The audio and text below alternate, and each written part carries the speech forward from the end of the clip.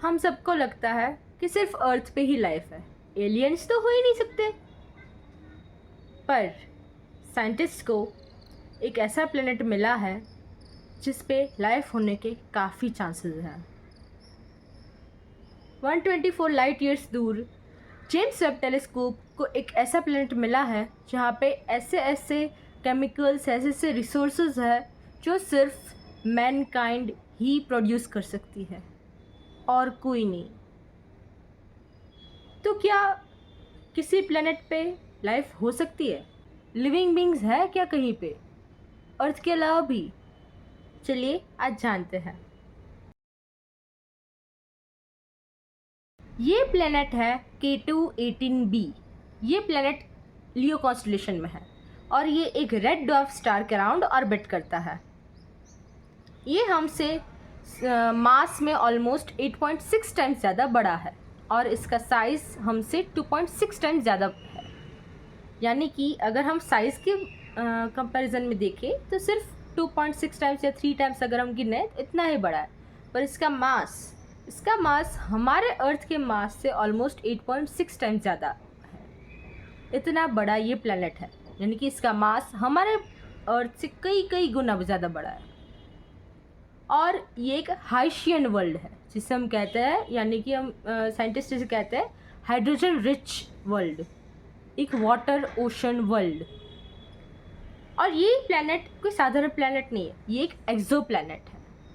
एक्सो planet यानी कि उसका मतलब सिंपल सा है, एक ऐसा प्लैनेट जो सोलर सिस्टम के बाहर किसी और स्टार को ऑर्बिट करता हो, उसे हम कहते हैं एक्सो प्लैनेट। यानी कि हमारे सोलर सिस्टम में जैसे सन के अराउंड मार्स, अर्थ, वीनस, जुपिटर, सैटर्न ये सारे ऑर्बिट करते हैं, वैसे ही ये प्लैनेट K2-18b प्लैनेट अपने एक रेड डॉर्फ स्टार के अराउंड रिवॉल्व करता है।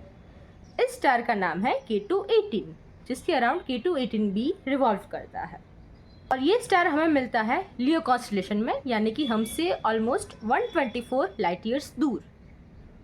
यानी कि ये जो प्लैनेट हमें मिला है जहाँ पे लाइफ की पॉसिबिलिटी है, ये एक दूसरे ही वर्ल्ड में है, एक दूसरी स्टार सिस्टम में है और यहाँ पे लाइफ की पॉसिबिलिटी है और काफ़ी ज़्यादा पॉसिबिलिटी है, काफ़ी चांसेस है कि यहाँ पे लाइफ हो सकती है।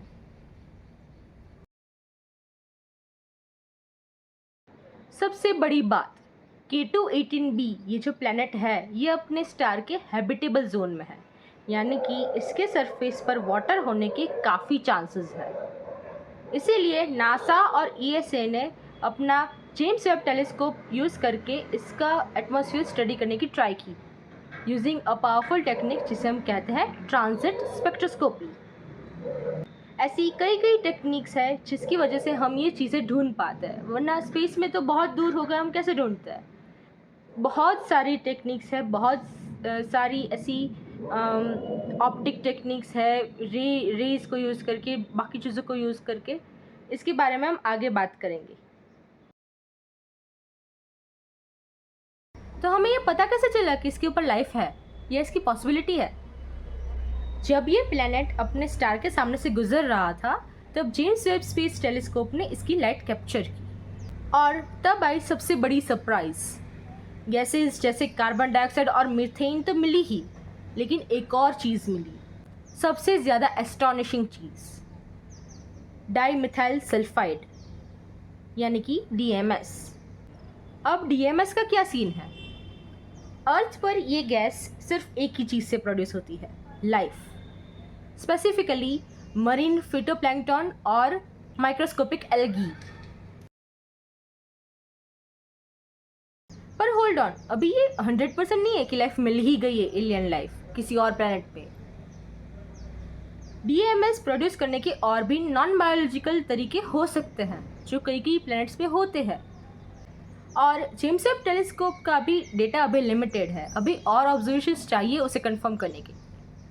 पर ये जो DMS है, डाईमिथाइल सल्फाइड, ये हमारे अर्थ पे तो सिर्फ बायोलॉजिकल लाइफ ही बना सकती है, तो हम इसके चांसेस ज़्यादा तो गिनते ही है कि वहाँ पे भी शायद सिर्फ बायोलॉजिकल लाइफ ही बनाती हो। पर होने के लिए कुछ भी हो सकता है, नॉन बायोलॉजिकल सोर्सेज भी हो सकते हैं इसके। पर सोचिए, अगर ये DMS ट्रूली लाइफ का सिग्नेचर हुआ तो ये पहली बार होगा कि ह्यूमंस ने अपने सोलर सिस्टम के बाहर जिंदा ऑर्गेनिजम्स के निशान पकड़े, या उसे हम हिंट्स कह सकते हैं, हिंट्स पकड़े। Imagine microscopic life on another planet. ये सिर्फ एक प्लैनेट नहीं है, ये एक खिड़की है towards the biggest question of humanity, हम अकेले है या नहीं। सो फ्रेंड्स, मैं स्तुति, मिलती हूँ आपको नेक्स्ट वीडियो में नए म्यूजिक कंसेप्ट्स के साथ। Till then keep looking up and stay curious.